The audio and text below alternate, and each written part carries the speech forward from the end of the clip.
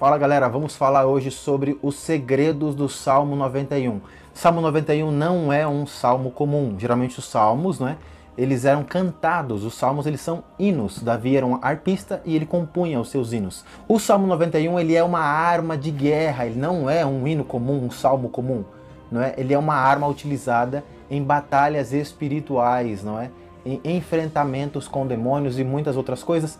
Só que ele não é místico, ele é muito poderoso, mas não é místico. Como assim? Tem gente que acha que se você deixar a Bíblia aberta, né, no Salmo 91 na sua casa, vai proteger a casa. Não é isso, a palavra de Deus não funciona assim, ela não é mística.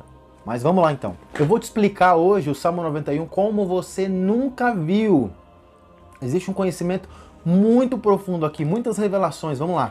O Salmo 91 começa assim, ó, aquele que habita no esconderijo do Altíssimo, à sombra do Onipotente descansará. Ele dá uma condição. É um salmo de guerra e é um salmo de proteção. Mas ele dá uma condição para que toda essa proteção aconteça. Presta bem atenção. Ó, aquele que habita no esconderijo do Altíssimo. Onde é, ou o que é o esconderijo do Altíssimo? O segredo está aqui. O próprio Jesus, ele disse assim, Jerusalém, Jerusalém, quantas vezes eu quis vos ajuntar debaixo das minhas asas, assim como uma galinha junta os seus pintinhos, mas vocês não quiseram. Jesus disse isso quando ele estava entrando em Jerusalém pela última vez, não é? Ele entrou ali montado em um jumentinho e ele sabia que ele ia morrer, e então ele começou a chorar porque Jerusalém novamente o estava rejeitando o seu Deus. Mas Jesus cita as asas, por quê? Porque no versículo 4 ele fala, ele te cobrirá com as suas penas e debaixo das suas asas estará seguro. Então está falando aqui que o esconderijo do Altíssimo é debaixo das asas do Altíssimo. Isso é uma simbologia para Jesus. O esconderijo do Altíssimo é Jesus, certo?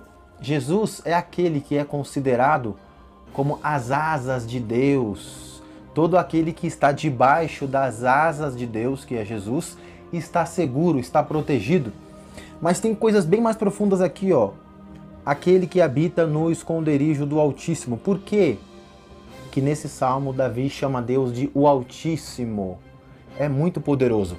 Lá em Isaías 14, quando Lúcifer, Satanás, ele põe no seu coração, né, que ele quer subir aos céus, ele diz assim, eu subirei acima das mais altas nuvens, acima das estrelas de Deus, né? Colocarei o meu trono, né, no céu, nas bandas do norte, e serei semelhante ao Altíssimo. Então, esse Altíssimo aqui do Salmo 91 é uma referência a Lúcifer, que queria subir no céu e ser semelhante ao Altíssimo. Por quê? Quando Lúcifer chama Deus de Altíssimo, a palavra Altíssimo ela é uma referência para dizer que não há ninguém maior do que Deus, não há ninguém semelhante a Deus. Ele é o Altíssimo, ele não é alto, ele é o Altíssimo. O próprio Lúcifer lá em Isaías diz que ele vai subir acima das mais altas nuvens, acima das estrelas de Deus. As estrelas de Deus são os serafins que sobrevoam acima do trono, não é? Só que é impossível ser maior do que Deus. Por isso que Lúcifer diz, serei semelhante. E ele não disse nem que ia colocar o trono dele aonde o trono de Deus estava, mas ele ia colocar o seu trono aos lados do norte. O livro de Salmos diz que aos lados do norte, certo? No céu ficava a cidade de Deus, né? Que é a Jerusalém Celestial, a primeira Jerusalém Celestial. Para você entender mais sobre isso, eu tenho um vídeo aqui chamado Os Segredos de Lúcifer. Dá uma olhadinha lá.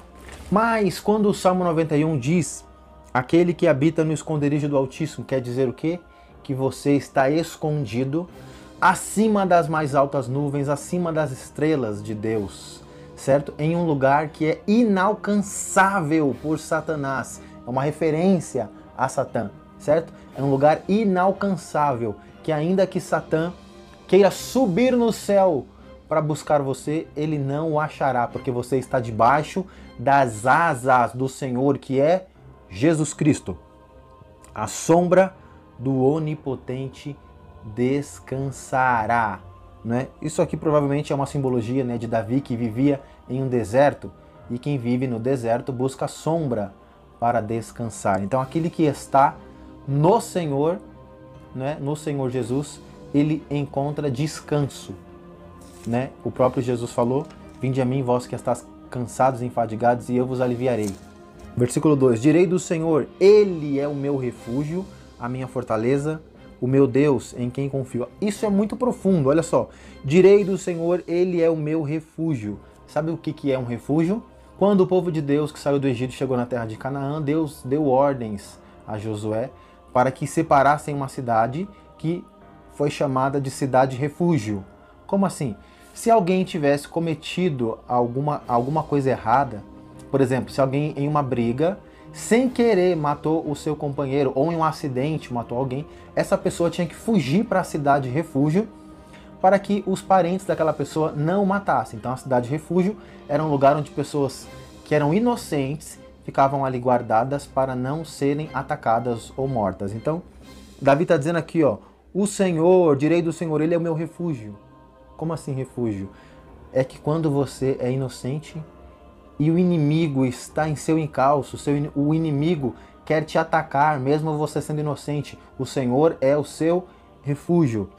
E a minha fortaleza. O que é uma fortaleza? É uma cidade com muros muito altos, edificada sobre uma montanha. Quando o inimigo vem, ele sempre vem de baixo, subir na montanha, e você sempre está numa posição superior.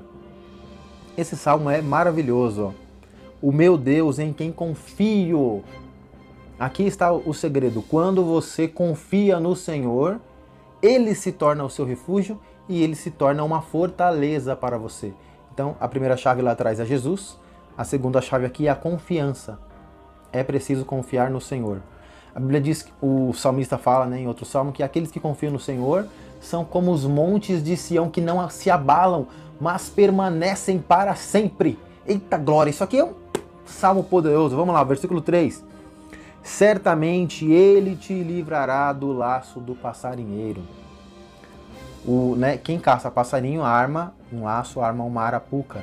E Davi aqui compara isso com Satanás. Satanás arma ciladas, não é, para derrubar o servo de Deus. Pecados, muitas coisas.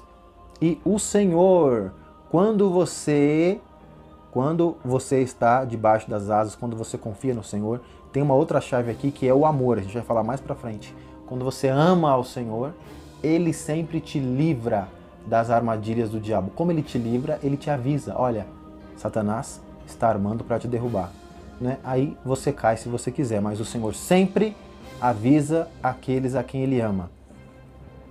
Versículo 4, né, eu já citei. Ele te cobrirá com as suas penas e debaixo das suas asas estará seguro. Né? As asas do Senhor aqui é Jesus. A sua fidelidade será o teu escudo e broquel. Isso aqui é interessante. O que é um escudo? Escudo, né, é uma arma de guerra que ela é grande. Então, pensa comigo, no versículo anterior você está em uma fortaleza. O Senhor é uma fortaleza. Você está dentro da fortaleza, uma cidade fortificada, com muros altos, em cima de uma montanha. Mas o seu inimigo, de uma forma disfarçada, conseguiu entrar na cidade e lhe atacou. Certo? E lhe atacou, um ataque próximo, individual. O Senhor é o seu escudo, não é? Um escudo grande. Broquel é um escudo pequenininho, é um escudo portátil, de mão, não é? Existe um escudo grande, usado na guerra, e existe um escudo menorzinho, que ele é para defesas de curto ataque, né? Defesas mais rápidas, porque ele é mais leve. Então, quando o inimigo faz ataques sorrateiros, né? Ataques rápidos e sorrateiros, o Senhor é o seu pequeno escudo. Olha que coisa impressionante, vamos lá. Versículo 5, não temerás o terror noturno. Quando Davi está falando de terror noturno é um ataque que as pessoas têm durante a noite. Existem dois tipos de terrores noturnos. Existe um tipo de terror noturno, que é quando você está dormindo, certo? Você abre o olho, mas o seu corpo continua dormindo, e aí você sonha acordado. Mas existe o terror noturno, que é um ataque demoníaco, que acontece de madrugada. Porque entidades demoníacas de classes, né, mais altas emanam uma energia maligna muito grande e ela coloca o seu corpo em estado de terror. Não é? Só quem já esteve na presença de uma entidade demoníaca sabe. Eu já fui visitado por entidades de diversas classes, até Lúcifer já me visitou. Quando eu estava produzindo o vídeo Os Segredos de Lúcifer, né, Lúcifer pessoalmente veio aqui na minha casa. Eu estava no meu quarto, na minha cama deitado, acordado. De repente as trevas tomaram conta do meu quarto. Ficou escuro, escuro, escuro. A laje aqui de casa ficou transparente. E eu vi Lúcifer, ele foi andando assim, ó, de um canto do quarto até o outro canto. E ele olhava para mim assim, ó, sabe, de canto de olho. Mas não me veio temor, não me veio medo, não me veio terror algum, porque o Senhor estava comigo e ele não pôde fazer nada. Aquilo foi um ataque de intimidação, né? Porque eu estava produzindo um vídeo que era sobre ele, né? Eu gastei 2 dias para editar aquele vídeo porque os ataques demoníacos eram muito fortes, né? Tinha dor de cabeça, mal-estar, dor nos olhos. Eu tive que orar um pouquinho, né, para conseguir terminar a edição. Mas aquele que está no Senhor, ele não teme qualquer tipo de ataque demoníaco.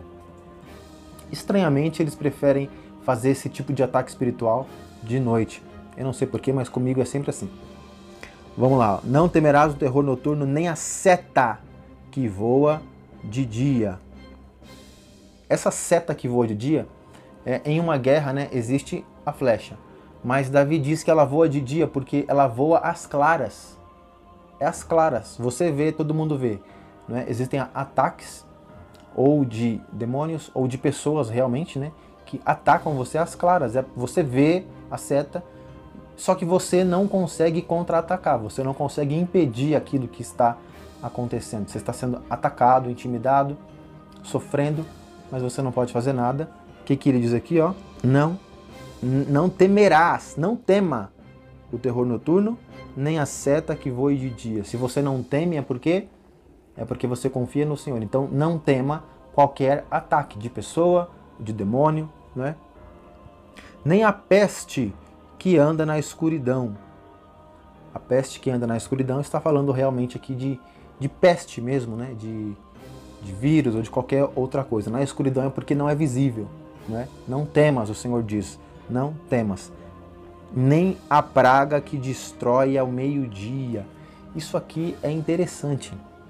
O Salmo 91 ele é muito espiritual, né?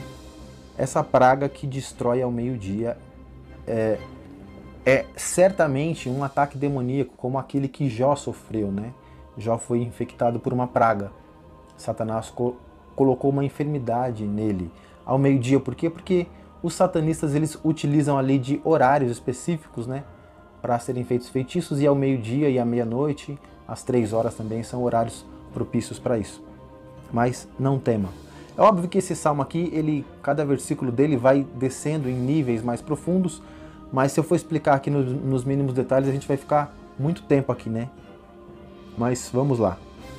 1000 cairão ao teu lado, 10.000 à tua direita, mas tu não serás atingido. Isso aqui fala da proteção de Deus, né? Daquele que confia no Senhor, né? Isso aqui também é uma profecia, né, para o Apocalipse e para a volta de Jesus, os dias do milênio, lá na frente, né? Mas outro dia a gente vai falar sobre isso aqui. Somente com os teus olhos contemplarás e verás a recompensa dos ímpios. Se fizeres do Senhor o teu refúgio. Olha isso aqui, ó. Lá em cima diz o quê, ó? Ele é o meu refúgio.